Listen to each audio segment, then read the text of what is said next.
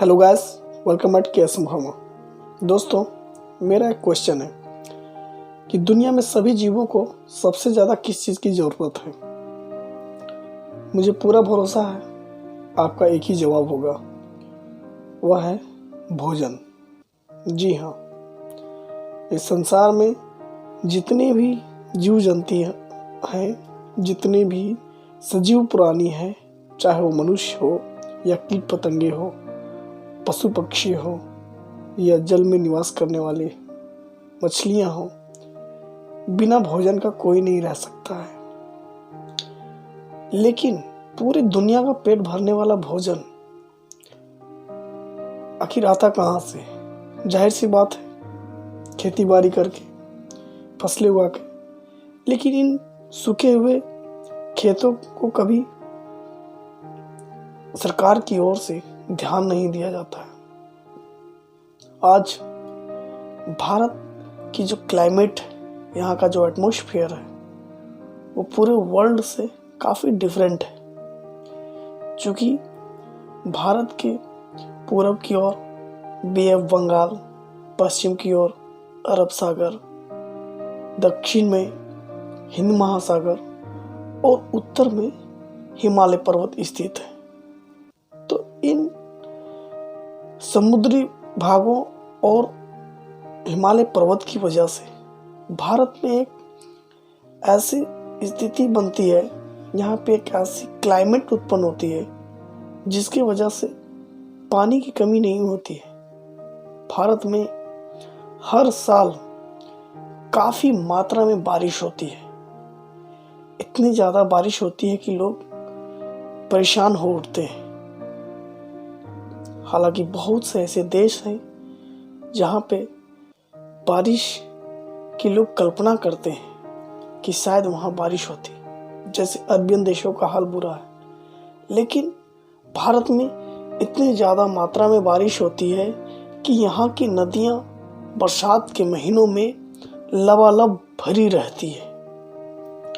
लेकिन बरसात के बाद भारत में फिर भी पानी की कमी हो जाती है।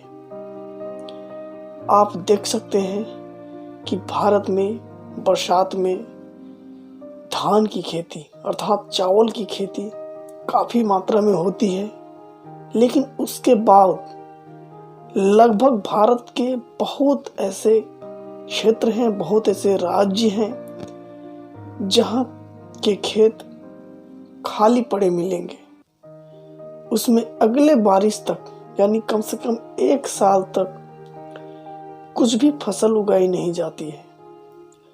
दरअसल भारत में बरसने वाले पानी, सारा का सारा पानी बिना मतलब का समुद्र में जाकर मिल जाता है। भारत में इतनी मात्रा में बारिश होती है, वह पानी नदियों, पहाड़ों और कई ऐसे छोटे छोटे तालाबों में स्टोर होती है।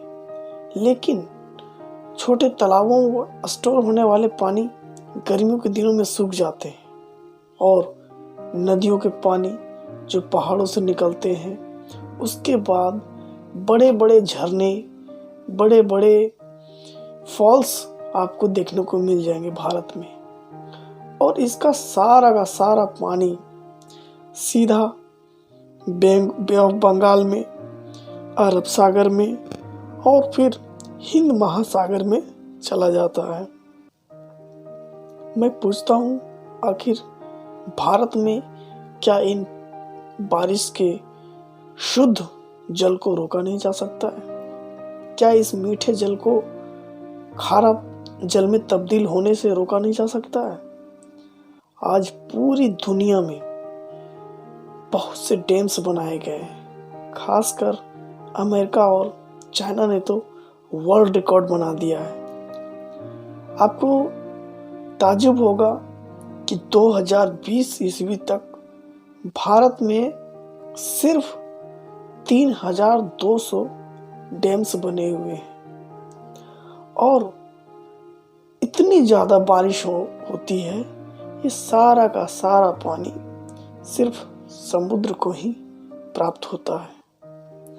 सारा मीठा जल खारा जल में तब्दील हो जाता है। बड़े दुख की बात है कि यदि भारत में भी चाइना और अमेरिका के जैसा बड़े बड़े बांध बनाए जाते तो हमारे देश में जितनी भी खेती बाड़ी होती है, जितनी भी फसलें उगाई जाती हैं, उससे भी हम 100 गुना ज़्यादा उपज कर सकते हैं। आज यूएसए में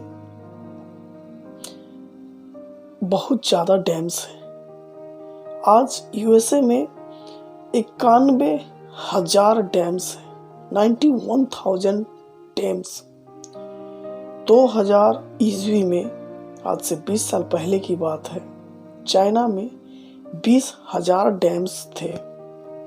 लेकिन 20 वर्षों में आज चाइना के पास 87,000 से भी ज़्यादा डैम्स बन चुके हैं। आखिर इतनी तरक्की चाइना में कैसे हुआ? भारत का पानी बस यूं ही बर्बाद हो रहा है। लेकिन चाइना, लोग कहते हैं कि चाइना दुनिया में सबसे ज़्यादा चीज़ें बेचने वाला देश है, खासकर टेक्निकल गैजेट्स। लेकिन ऐसा नहीं है। चाइना चावल की खेती में नंबर 1 है, गेहूं की खेती में नंबर 1 है, टेक्निकल गैजेट्स में नंबर 1 है। ये सब कारण क्यों है?